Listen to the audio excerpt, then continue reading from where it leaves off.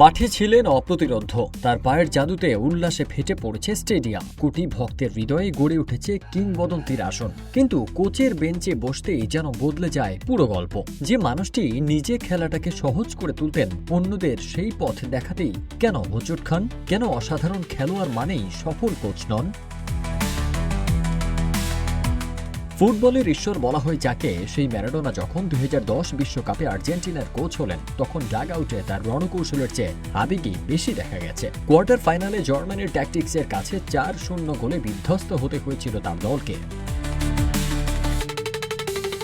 মাঠ কাঁপানো তারকাদের একটি বড় ইগো বা আত্মমর্যাদা থাকে, কিন্তু কোচের কাজ হলো লাইম লাইটের বাইরে আড়ালে থেকে দলের বাকিদের অহংকার সামলানো। তাছাড়া বড় খেলোয়াড়রা তাদের শিষ্যদের কাছ থেকেও নিজেদের মতো নিখুঁত পারফরমেন্স আশা করেন। দলের কোনো সাধারণ খেলোয়াড় যখন সহজ একটা পাস তুলে দিতে ভুল করে বা কৌশল বুঝতে দেরি করে, তখন এই তারকা শিক্ষকরা দ্রুত ধৈর্য হারিয়ে ফেলেন। জীবন অবাক না করলে কে করবে? 28% মিল্ক ফ্যাটের অবাক করার সাথে ফ্রেশ মিল্ক পাউডার। জীবন অবাক করুক প্রতিদিন।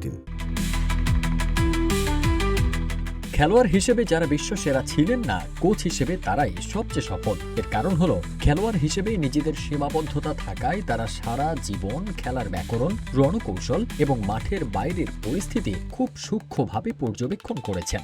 সাইড লাইনে বসে খেলা দেখার কারণে তারা ম্যাচ রিডিংয়ে অন্যদের চেয়ে এগিয়ে যান। আধুনিক ফুটবলের অন্যতম দুই সেরা কোচ মরিনহো ও গার্দিওলা, তারা দুজনই ম্যারাডোনা পেলের মতো মহাতারকা ছিলেন না, কিন্তু কৌশল ও ট্যাকটিক্সে তারা ফুটবল বিশ্বকে শাসন করছেন। খেলোয়াড় হিসেবে শুধু নিজের ফিটনেস এবং স্কিল নিয়ে ভাবলেই চলে, কিন্তু একজন কোচকে একই সাথে দলের রণকৌশলী, মনস্তাত্ত্বিক এবং দক্ষ ব্যবস্থাপক হতে হয়। ড্রেসিং রুমের 25 জন ভিন্ন মানসিকতার মানুষকে এক সুতোয় বাঁধার এই গুণটিকে অনেক বড় তারকারই থাকে না। তবে এই নিয়মের ব্যতিক্রম যে নেই তা নয়।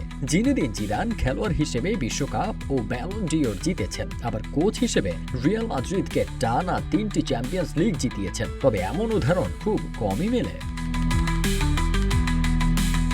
তাই ফুটবলের বাস্তবতা বলছে, ভালো খেলোয়াড় মানেই ভালো কোচ নয়, কারণ কোচিং শুধু খেলার জ্ঞান নয়, এটি নেতৃত্ব, দূরদর্শিতা আর মানুষকে পরিচালনার এক অনন্য শিল্প।